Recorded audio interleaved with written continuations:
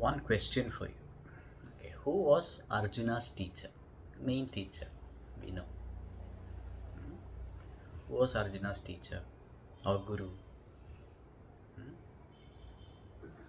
Dronacharya? Of course, Dronacharya, right? That is how he started. But most famous guru of Arjuna, especially who taught Arjuna yoga, is who? Dronacharya taught Dronacharya taught him all the skills of weaponry and fighting and all of that, right? But who actually taught him yoga, the spiritual science? Who taught him? Krishna? Okay, so it is Krishna. Okay, that is what Bhagavad Gita is about, right? So if you look at the context, Arjuna and Krishna has been friends for so many years. They were cousins. They were friends. Okay. Now, when did Krishna actually give the Gita Upadesha to Arjuna? When did he do that? In the Kurukshetra. Oh, in Kurukshetra. Wow. Okay. Why? See, he had so many years to give this Upadesha to Arjuna. Why? Because that is, he was facing his worst fears. So, Arjuna became a Sharanarthi. Earlier, Arjuna was a proud, his ego was all boasted. That is, he knew that he was the best archer in the world, and he had that ego, and he had the thing that okay, nobody can fight against him, and he had so much of ego.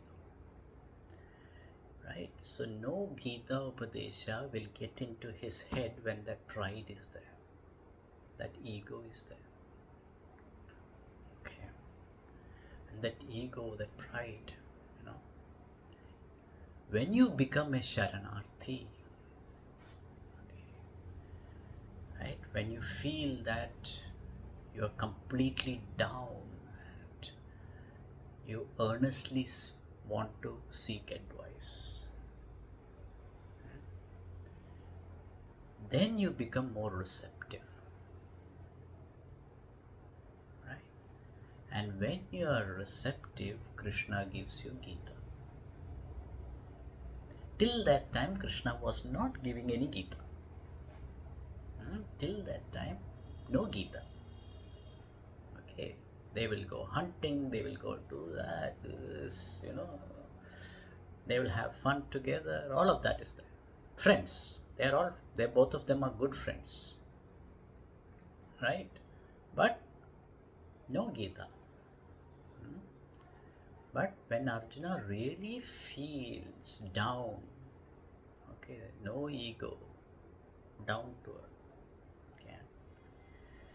So the first thing you need to understand is that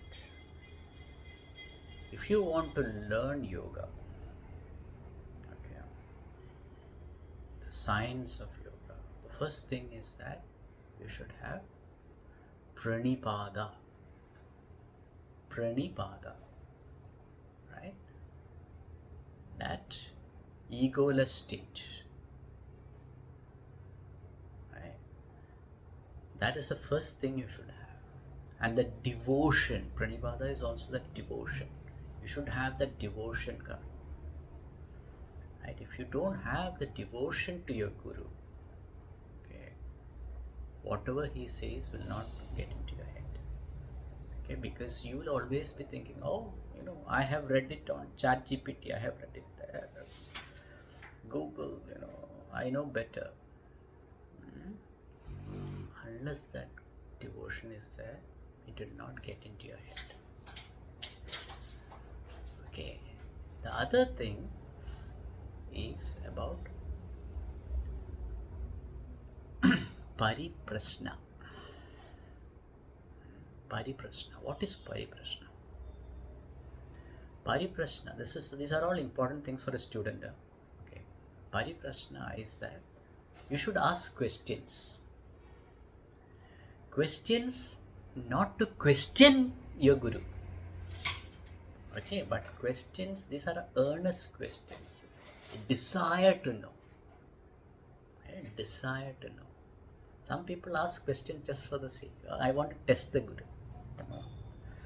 There are so many people like that. I want to test the guru. The student should ask earnest questions. That deep desire to know the truth. That has to be there.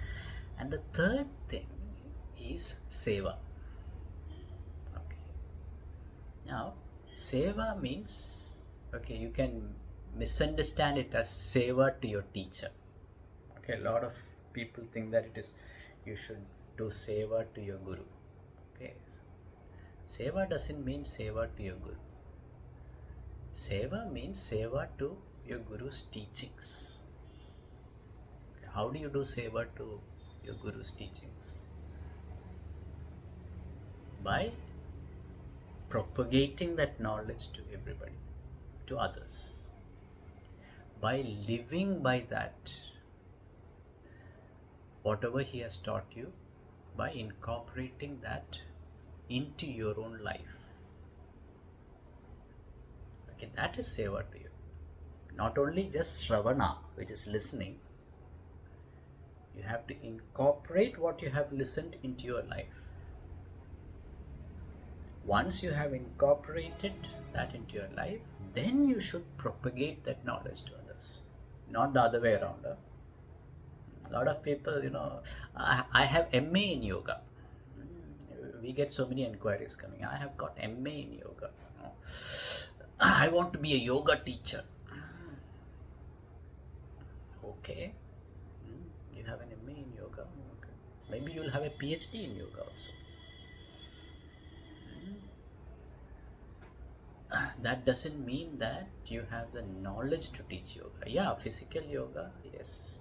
We have got so many students, right? So many students who are so proud that they are doing all these crazy asanas and all that, right? So many asanas.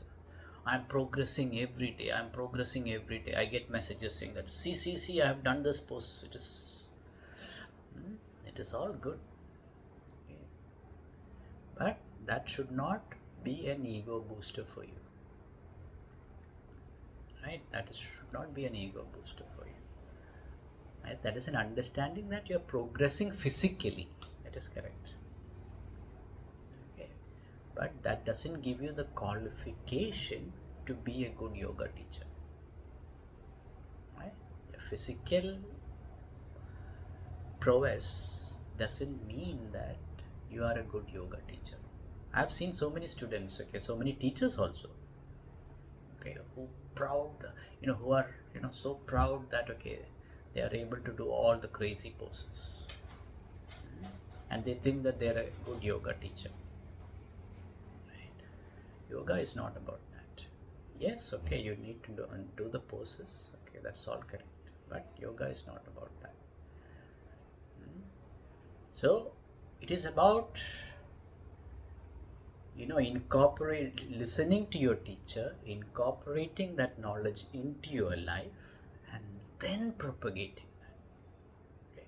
So these are essential things when it comes to being a student.